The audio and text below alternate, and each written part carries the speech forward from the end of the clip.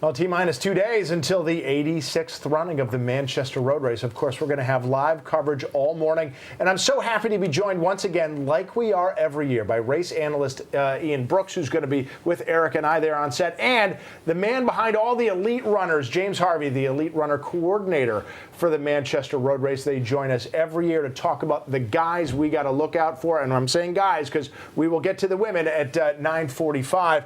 Gentlemen, good morning. Good to see you both again. I know I saw you a couple of days ago, ran into you on Main Street in Manchester. Ian? Good to see you, It's been a year. Yeah, great to have you guys here. All right, I want to get right into it because we're going to talk about a couple of names, guys. First of all, I mentioned Ben Flanagan. Will he win again? The answer is already no. Why is that?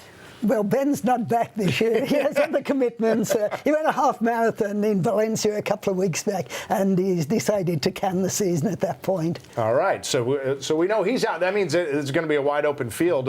Who should we be looking at? Who do we want to start with? Well, we've got the two top American marathon runners at the moment, Cam Levins and Conor Mans. They're the fastest guys in North America.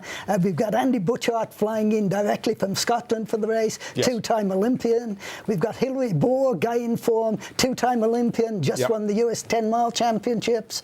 We've got Patrick Dever, who was the collegiate 10K champion last year, and he's in very good form. And it's a loaded field right through. Sam Chalanga won in 2013. He was third last year. He's back. So right through the field, it's high quality. All right, so let's go through with some of the newer names. Conor Mans, what do we need to know about him? Well, he ran his first marathon in Chicago. And then he got married a week later, I understand.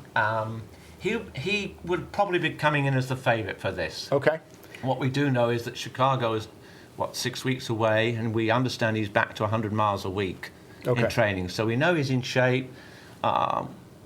He's a very good cross-country runner, historically, having been a two-time NCAA champion.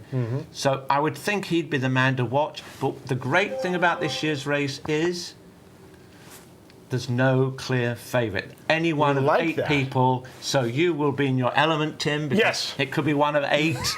Well, it wasn't particularly clear. I'm just looking at last year's results, and Flanagan beat Leonard Career by about 12 seconds, a fair amount. We didn't exactly have a lot of drama, and then especially on the women's side, too. So that's what I want, some of that. I want guys neck and neck coming down. For you. It's going to be a really tight, compact race, most likely this year, too. Conor Mans, there's 2 aggressive front runners, Wesley Kiptoo and Conor Mans. So we can look for those 2 to be at the head of the field going head-to-head early on, and then we'll see how the race progresses. We haven't talked about Wesley Kiptoo. What do we need to know about him? Yeah, he was the NCAA Indoor 5K champion. He finished second to Conor Mans in the Collegiate Cross Country Championships, and he's got a 13:12 5K time. So he's hot. He's going to be very competitive in this race. And he likes to go early as well. He likes to lay it down. Yeah. And that a lot of guys, we see that a lot, especially because we got the King of the Hill competition getting up to there where Highland Park Market is right around the 2-mile mark, too. You get an extra bonus if you can make it to that. So that's just a little bit extra incentive for these guys to sort of push hard out of the gate. Gentlemen, thank you both for being here. You're going to stick around for a little bit. We're going to talk about maybe the most impressive running feat I think maybe we've ever seen at the Manchester Road Race. Wayne Kaladi, the women's winner last year. Can she repeat? Who else should we be looking out for? That's coming up at 9:45.